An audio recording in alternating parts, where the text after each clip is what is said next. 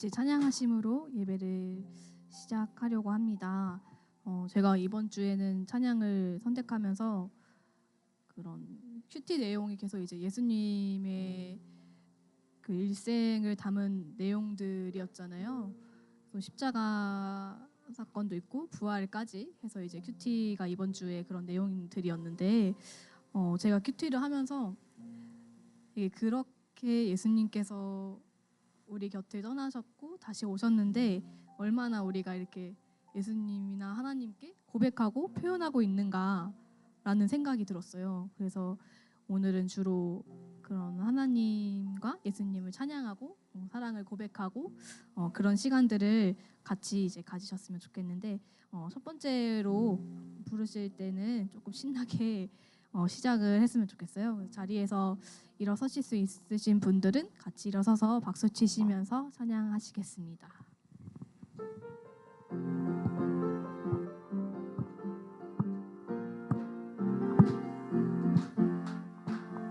일어나라 주의 백성 빛을 발하라 주가 너의 영광으로 임하시리라. 일어나라 주의 백성 일어나라 주의 백성 빛을 발하라 주가 너의 영광으로 임하시리라. 온 세상이 어둠 속에 헤매고 있지만 주가 너와 함께 계셔 회복을 명하리라. 일어나라 빛을 발하라 만 백성이 너의 빛을 보고 사방에서 나오네. 일어나라 빛을 발하라 만 백성이 자유함을 얻어 기뻐하는도다. 처음부터 찬양하시겠습니다. 일어나라 주의 백성 빛을 발하라 주가 너의 영광으로 임하시리라. 일어나라 주의 백성 일어나라 주의 백성 빛을 발하라 주가 너의 영광으로 임하시리라. 온 세상이 어둠 속에 헤매고 있지만 주가 너와 함께 계셔 회복을 명하리라. 일어나라 빛을 발하라 만 백성이 너의 빛을 보고 사방에서 나오네. 일어나라 빛을 발하라 만 백성이 자유함을 얻어 기뻐하는도다. 일어나라 빛을 발하라 만 백성이 너의 빛을 보고 사방에서 나오네. 일어나라 빛을 발하라 만 백성이 자유함을 얻어 기뻐하는도다. 아멘. 찬양 받으신 주님께 영광의 박수 올려드리겠습니다. 아멘. 계속해서 기도하시는 마음으로 계속 찬양하셨으면 좋겠습니다.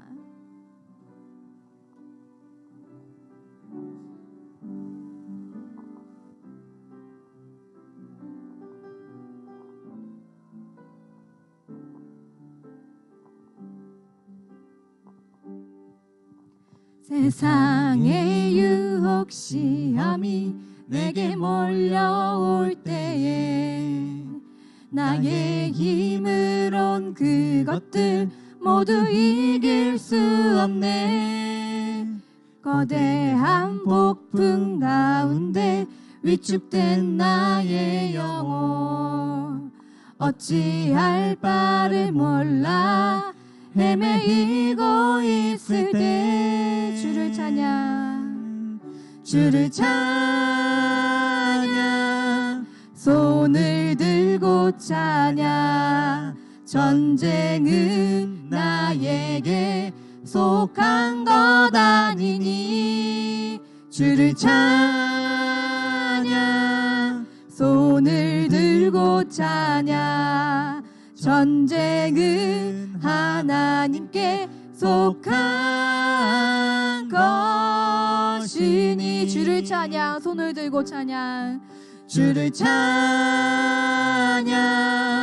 손을 들고 찬양 전쟁은 나에게 속한 것 아니니 주를 찬양 손을 들고 찬양 전쟁은 하나님께 속한 것이니 이 시간 저희의 모든 마음들을 하나님 앞에 올려드리며 쏟아내는 그런 기도를 하셨으면 좋겠습니다. 세상에 어떤 어려움이 몰려와도 나는 당신을 찬양하겠습니다. 나의 전쟁은 나에게 속한 것이 아니고 하나님께 속한 것입니다 하면서 우리의 모든 것들을 기도로 하나님께 말씀드리는 시간을 가지셨으면 좋겠습니다. 기도하시겠습니다. 사랑이 많으신 하나님 아버지 참으로 감사합니다. 저희로 하여금 찬양하게 하시고 저희로 하여금 이 세상에 살아가게 하심 참으로 감사합니다. 그 가운데서 참으로 감사한 것들도 많지만 내 안에 있는 모든 어려움들, 내 안에 있는 참 불안함들, 두려움들, 많은 그 부정적인 감정들이 많습니다. 세상이 나를 치려하고 세상이 나를 공격할 때에 참 쓰러지기 십상이고 하나님께 기도하며 나아갈 때에도 눈물로 시간을 보내는 시간들도 많습니다. 주님 아버지 저희가 찬양하였습니다. 이 세상의 모든 전쟁은 나에게 속한 것이 아닙니다. 당신께 속한 것임을 아버지 당신께 있는 것임을 주님 아버지 저희가 기억하게 하여 주시옵소서. 주여 우리 가운데 역사하여 주시옵소서. 주님 아버지 어떠한 어려움이 있더라도 어떤 힘든 것들이 있더라도 위축되고 좌절하고 쓰러지며 그곳에 머무는 것이 아니라 참으로 그 능력 되신 하나님을 신뢰하며 일어설 수 있도록 능력 되신 하나님께 나아갈 수 있도록 저희의 마음을 주관하여 주시옵소서. 주여 당신께 올려드립니다. 당신께 맡겨드립니다. 당신만이 나의 문제를 해결할 수 있으시며 세상에 어떤 것도 해결할 수 없는 나의 마음들을 당신께서 아십니다. 당신께서 함께하여 주시옵소서. 주여 함께하여 주시옵소서. 주위를 둘러보면 아무도 없는 듯 믿음의 눈을 들면 보이는 분 계시네. 지금도 내 안에서 역사하고 계시는 사망과 어둠의 권세 물리치신 예수님 주를 찬양합시다. 주를 찬양 손을 들고 찬양 전쟁은 나에게 속한 것 아니니 주를 찬양 손을 들고 찬양 전쟁은 하나님께 속한 것이니 주를 찬양 주를 찬양 손을 들고 찬양 전쟁은 나에게 속한 것 아니니 주를 찬양 손을 들고 찬양 전쟁은 하나님께 속한 것이니 아멘. 계속 주님 아멘. 계속해서 하나님께 예수님께 사랑한다고 고백하시면서 나아가셨으면 좋겠습니다.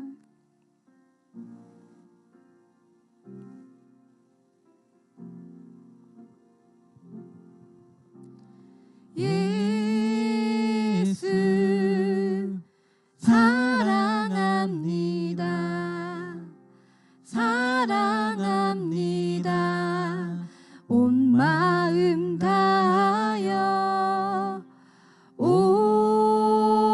오직 주님 한 분만 간절히 더 원합니다. 예수 사랑합니다.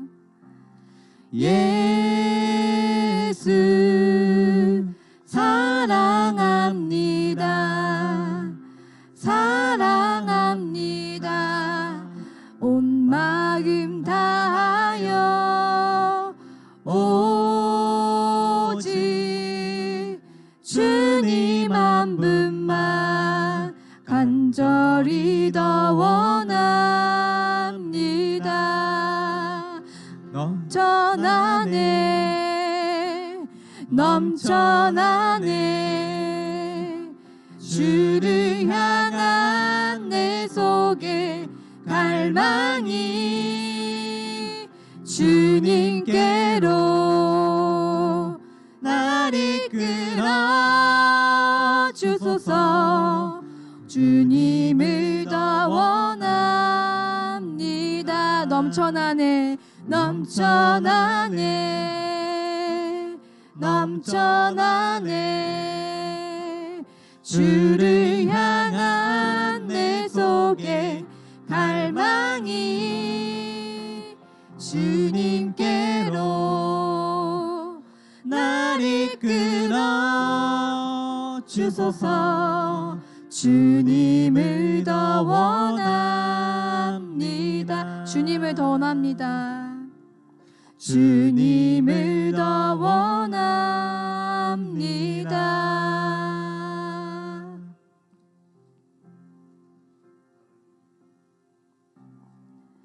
주께서 지으신 모든 세계 그 영광 볼 때에 감출 수 없는 그 아름다움 나의 노래 되네. 주 얼굴 대할 때에 내 영혼 송축해.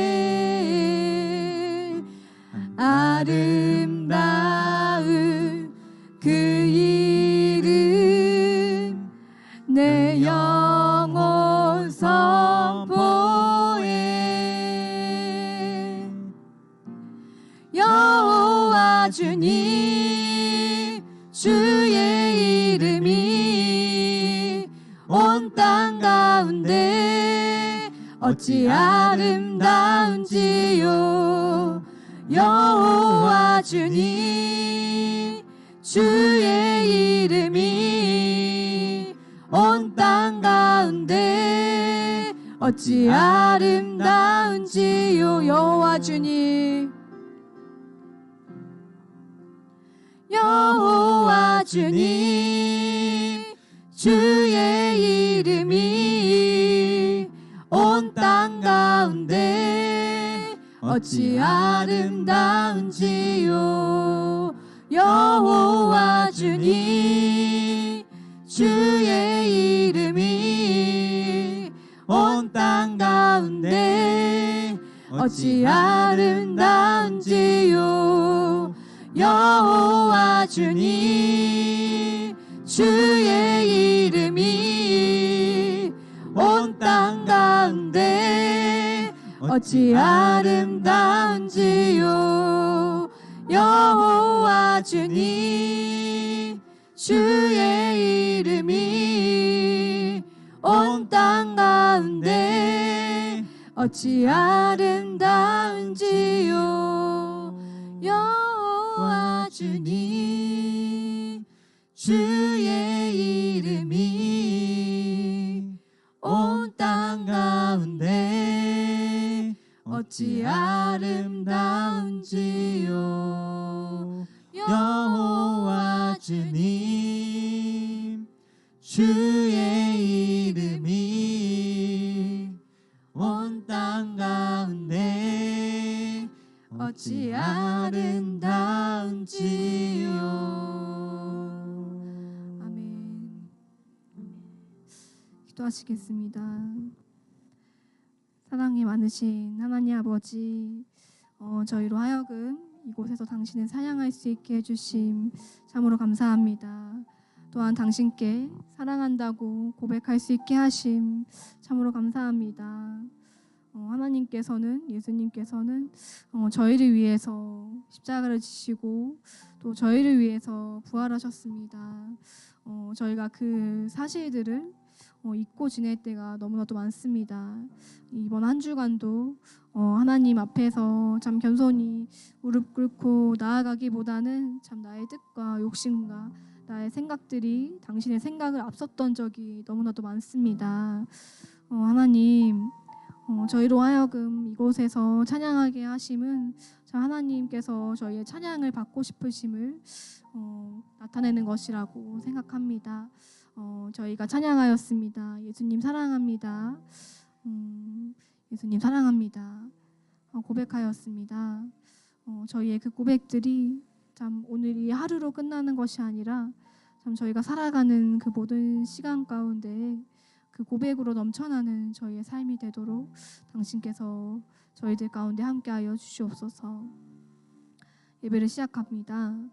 예배의 시간 동안에도 저희가 온전히 하나님께만 초점을 맞추고 당신께만 시선을 맞추는 그런 시간이 될 수 있도록 함께하여 주시고 저희가 찬양하고 고백하고 또 말씀 듣는 그 모든 시간들이 하나님을 닮아가기 위한, 예수님 닮아가기 위한 그런 시간들이 될 수 있도록 함께하여 주시옵소서.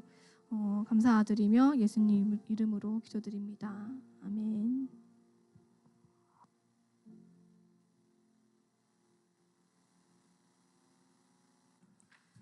사도신경으로 우리의 신앙을 고백하겠습니다. 전능하사 천지를 만드신 하나님 아버지를 내가 믿사오며 그 외아들 우리 주 예수 그리스도를 믿사오니 이는 성령으로 잉태하사 동정녀 마리아에게 나시고 본디오 빌라도에게 고난을 받으사 십자가에 못 박혀 죽으시고 장사한 지 사흘 만에 죽은 자 가운데서 다시 살아나시며 하늘에 오르사 전능하신 하나님 우편에 앉아 계시다가 저리로서 산 자와 죽은 자를 심판하러 오시리라. 성령을 믿사오며 거룩한 공회와 성도가 서로 교통하는 것과 죄를 사하여 주시는 것과 몸이 다시 사는 것과 영원히 사는 것을 믿사옵나이다. 아멘. 오늘도 주님께서 부활하셔서 우리에게 주일을 주셨습니다. 오늘 이 주일 예배를 함께하는 시간, 서로 축복하면서 인사하는 시간 갖기 원합니다. 같이 일어서셔서 예배 오신 걸 축하드리고 환영합니다. 인사하는 시간 갖겠습니다.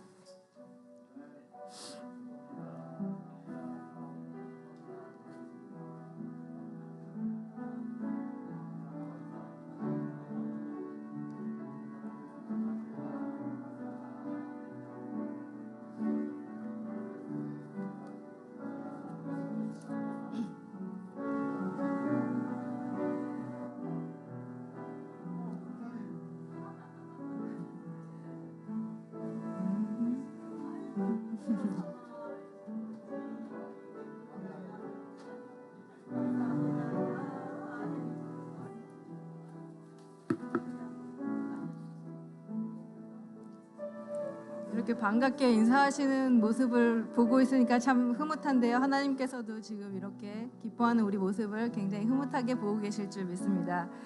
오늘 새로 오신 분들이 계신데요. 이름 한 분이 적어주셨습니다. 전성욱님 외 네 분. 괜찮으시면 잠깐 일어나서 자기 소개 좀 해주시겠습니까?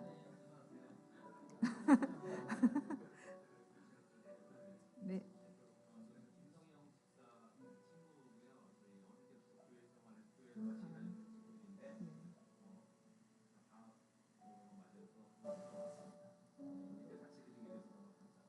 감사합니다. 환영합니다. 예, 오늘 주보를 참조해서 광고 말씀드리겠습니다. 먼저 1번 다음 주일은 성찬 주일입니다. 매월 첫 주는 성찬 주일로 드리고 있습니다. 경건한 삶으로 주님의 성찬을 준비하는 한 주간 되시기 바랍니다. 2번 생명의 삶 3월호가 아래층에 준비되어 있습니다. 말씀은 생명의 떡입니다. 이 말씀을 통해서 우리의 영혼이 살찌는 한 주간이 되기를 축복합니다.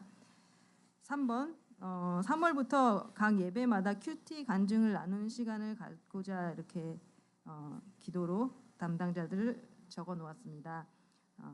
개인 큐티 시간은 하나님께 받은 은혜를 우리 예배 공동체와 함께 나누는 기회, 예배가 풍성해지는 그런 나눔이 될 걸로 믿습니다. 담당하시는 분들은 기도로 준비해 주시기 바랍니다.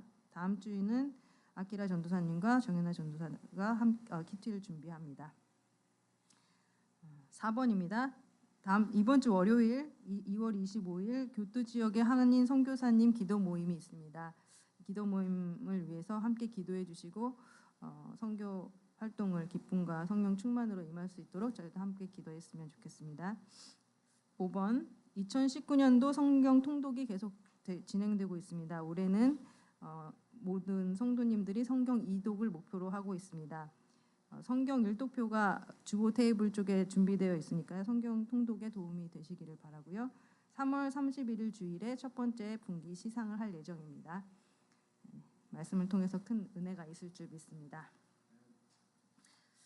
그러면 오늘 성경 말씀을 들을 성경 본문은 마가복음 15장 1절부터 15절 말씀입니다. 마가복음 15장 1절부터 15절 함께 교독하겠습니다.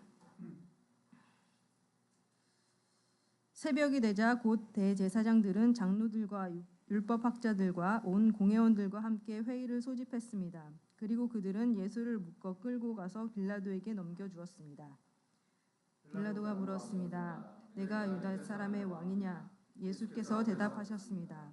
그렇다, 내가 말한 대로다. 대제사장들은 여러 가지로 예수를 고소했습니다. 그러자 빌라도가 다시 예수께 물었습니다. 저 사람들이 너를 여러 가지로 고소하고 있는데 대답할 말이 없느냐? 그러나 예수께서는 더 이상 아무 대답을 하지 않으셨습니다. 그래서 빌라도는 이상히 여겼습니다. 명절이 되면 백성들이 요구하는 죄수 하나를 풀어주는 관례가 있었습니다. 그런데 폭동 때 살인한 죄로 감옥에 갇힌 반란자들 가운데 바라바라는 사람이 있었습니다. 군중들은 빌라도에게 관례대로 죄수 하나를 석방해 달라고 요구했습니다. 빌라도가 물었습니다. 너희는 내가 유대 사람의 왕을 풀어주기를 바라느냐? 그는 대제사장들이 예수를 시기해서 자기에게 넘겨준 것을 알고 있었습니다. 그러자 대제사장들은 군중들을 선동해 오히려 바라바를 대신 풀어줄 것을 요구했습니다. 빌라도가 그들에게 물었습니다. 그렇다면 이 유대 사람의 왕이라는 사람을 내가 어떻게 하면 좋겠느냐? 사람들이 소리 질렀습니다. 십자가에 못 박으시오. 빌라도가 물었습니다. 도대체 그가 무슨 죄를 지었다고 그러느냐? 그러나 그들은 더 큰 소리로 외쳤습니다. 십자가에 못 박으시오. 그래서 빌라도는 군중들의 비위를 맞추려고 바라바를 풀어주었습니다. 빌라도는 예수를 채찍질한 다음 십자가에 못 박도록 넘겨주었습니다. 이 말씀으로 오늘은 누구의 만족을 위함입니까? 라는 제목으로 권영환 목사님께서 말씀 전해주시겠습니다.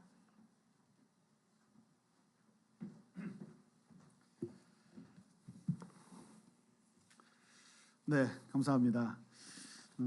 우리 김성경 집사님, 우리 친구분 네 분 오셨는데요. 짧은 기간 동안 이렇게 오셔서 어제는 제가 알기로는 고베에 또 선교사님을 찾아서 또 가셨다고 얘기를 들었고요. 선교 여행을 오신 것 같아요. 선교지를 방문하고 또 선교사님을 보고 위로하고 같이 식사하고 하면서 또 하나님께서 이 땅 가운데 행하시는 일들을 많이 또 들으시고 또 기도 제목도 많이 또 품고 이제 돌아가시게 될 거라 생각이 듭니다. 계속해서 기도해 주시면 그 기도가 하늘의 열매를 맺게 될 걸로 믿습니다. 감사드리고요. 네, 오늘은 하나님 주신 또 이 말씀을 가지고 함께 누구의 만족을 위함입니까라는 제목을 함께 말씀을 좀 나누고자 합니다. 그래서 오늘은 아주 쉬운 수수께끼를 하나 여러분들에게 내드리면서 그걸 가지고 여러분들 어떻게 대답을 잘 하시느냐에 따라서 설교를 짧게 하느냐 아니면 길게 하느냐 또 할까 합니다. 예수님의 제자 중에 12명이 있죠. 그 12명의 제자 한 명은 배신을 했지만 그 12명의 제자 중에 제일 수제자라고 했던 사람이 이제 베드로죠. 그런데 이 베드로가 가장 싫어하는 고기가 있어요. 무슨 고기일까요? 베드로가 가장 싫어하는 고기. 소고기일까요? 닭고기일까요? 돼지고기일까요? 율법대로라면 돼지고기를 싫어해야 되겠죠. 그런데 베드로가 제일 싫어했던 고기는 그 닭고기라고 합니다. 짐작이 가시죠?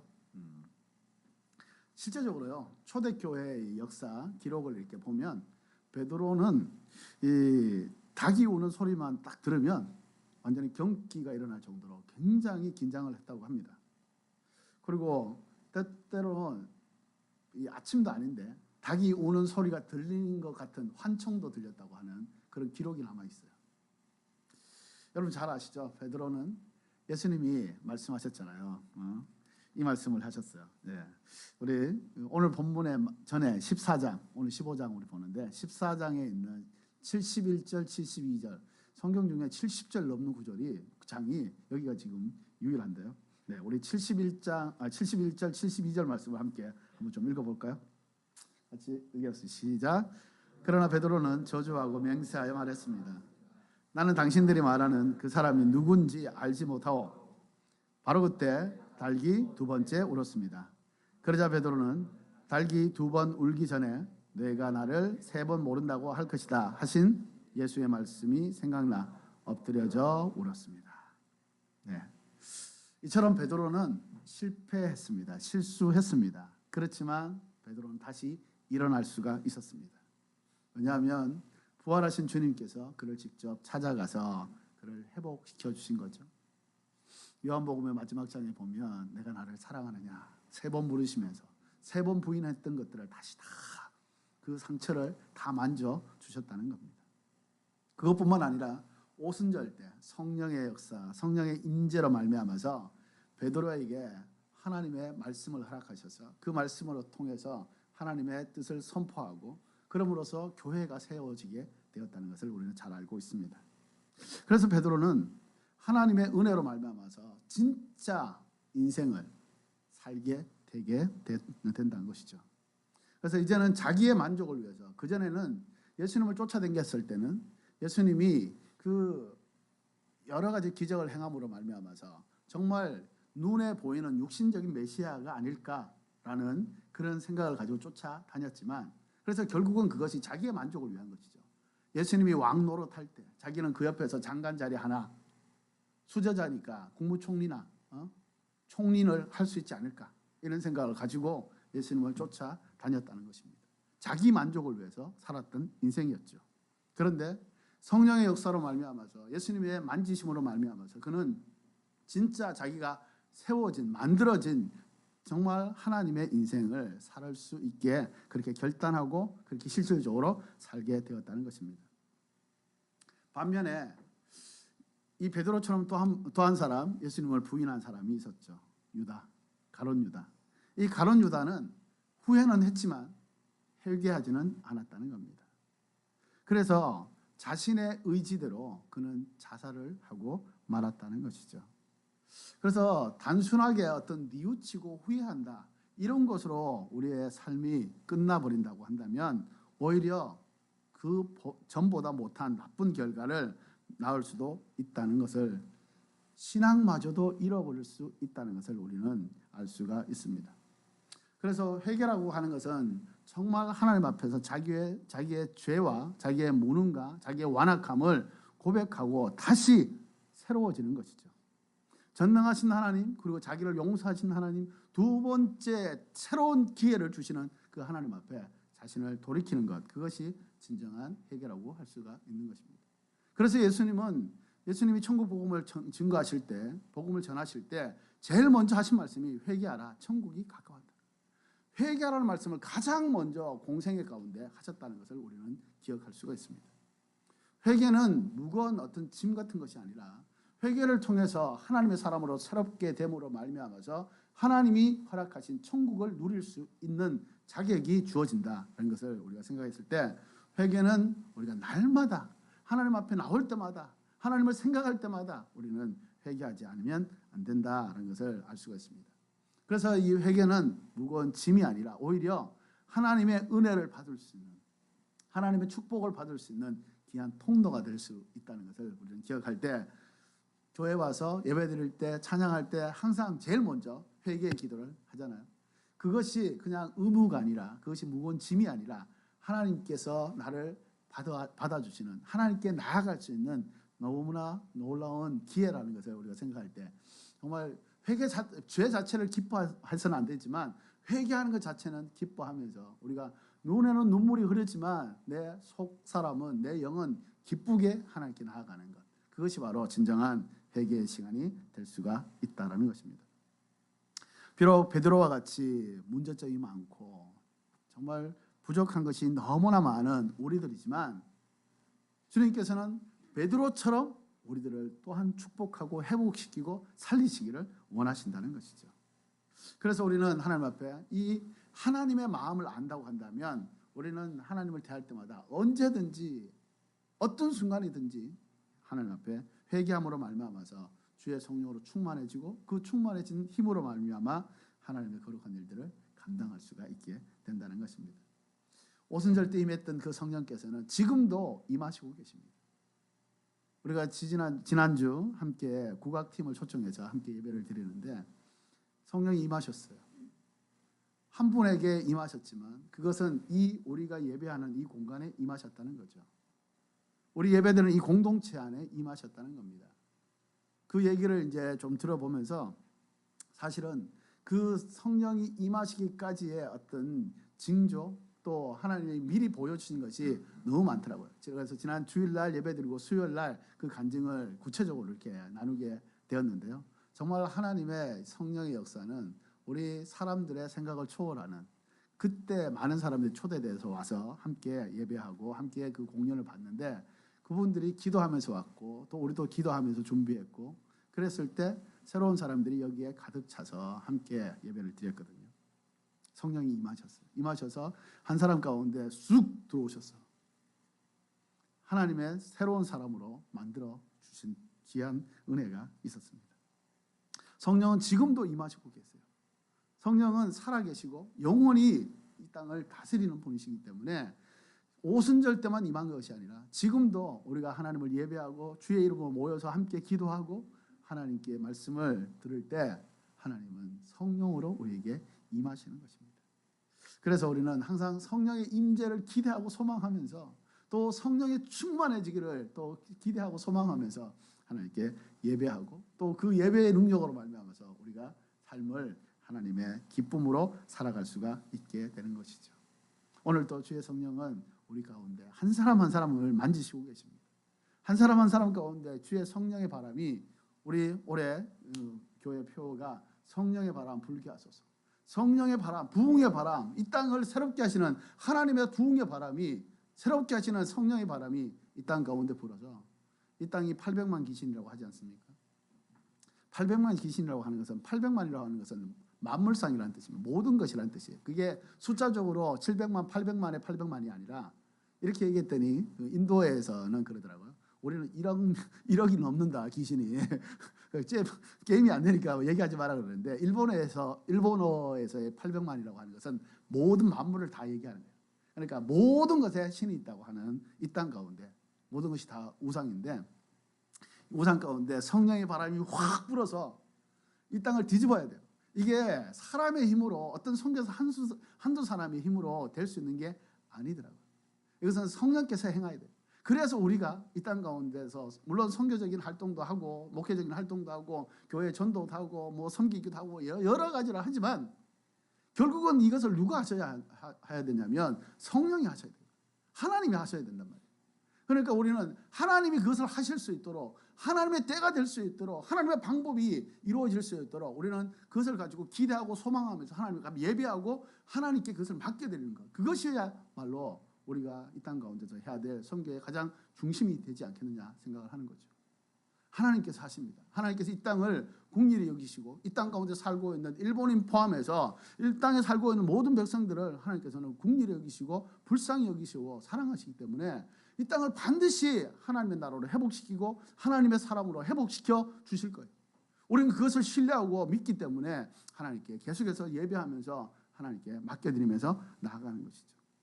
그러므로 우리는 하나님께서 어떤 선택을 하시든 어떤 방법으로 이끌어 가시든 그 하나님의 뜻 가운데서 우리는 순종하면서 나아가야 되는데, 우리는 때로는 가끔씩 자기의 생각과 자기의 판단과 자기의 선택이 있을 수 있다는 것이죠.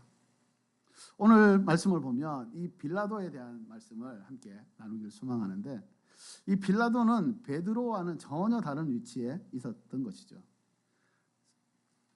베드로는 잘못된 선택을 했다가 돌이켜서 회개해서 올바른 선택을 하면서 그 생애를 마치게 됩니다. 그런데 이 빌라도는 잘못된 선택이 계속해서 이어져서 결국은 그 잘못된 최후를 맞이하게 되었습니다. 우리의 인생은 선택으로 계속해서 이어지고 있죠. 비교적 가벼운 어떤 선택으로부터 시작해서 내 인생에 아주 중요한 것을, 그야말로 아주 중차대한 문제를 결정하는 그 문제까지 우리는 항상 선택의 연속인 것이죠. 어떤 사람하고 결혼을 해야 될까, 어떤 일을 해야 될까, 이런 아주 중요한 일로부터 시작해서 내가 오늘 밥을 뭘 먹을까, 점심을 뭘 먹을까, 그것까지, 작은 일까지 우리는 항상 이런 선택이 우리 앞에 놓여져 있습니다.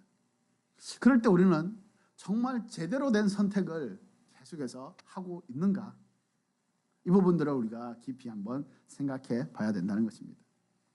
오늘 본문은 자기의 일생에서 가장 잘못된 선택을 계속해서 함으로 말미암아서 가장 저주스러운 이름으로 기록이 되어버린 한 사람의 얘기를 통해서 우리는 역설적으로 참 제대로 된 선택, 바른 선택이 무엇이냐라는 것을 우리는 배우는 시간이 되기를 소망합니다.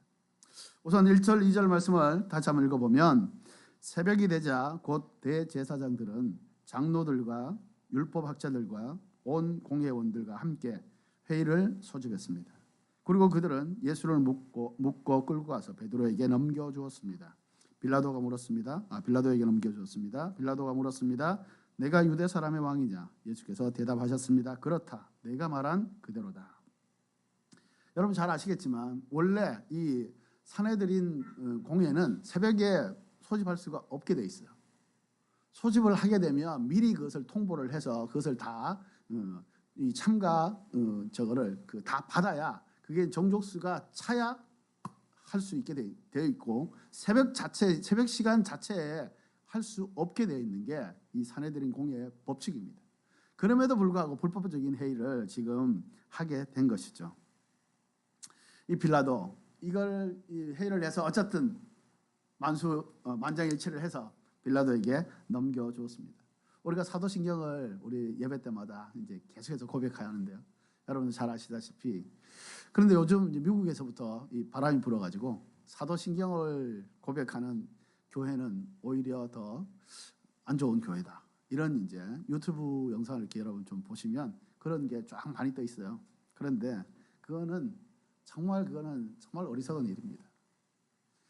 사도신경에 물론 그 역사적인 배경, 우리가 뭐 거룩한 공회와 성도가 서로 교통한 것을 뭐 거룩한 공회라고 했을 때 그 가톨릭을 얘기하는 거 맞아요. 원어적인 의미로 맞아요. 그리고 빌라도에게 고난을 받았다. 그러면 우리에게는 고난을 받지 않았다는 건가? 우리는 죄가 없다는 건가? 막 이렇게 빠져 들어가면서 이렇게 하는데요. 근데 그거를 우리가 믿는 게 아니기 때문에요. 어쨌든 이 사도신경을 우리가 고백할 때마다 빌라도의 이름을 계속해서 되새길 수밖에 없는 것이죠. 아주 치욕스러운 이름이 빌라도입니다. 빌라도가 재판을 시작했을 때는 사실은 예수라는 사람에 대해서 뭐 잘 몰랐을 수도 있어요. 그래서 이 사람이 죄가 있는지 진짜 없는지를 잘 몰랐을 수도 있습니다.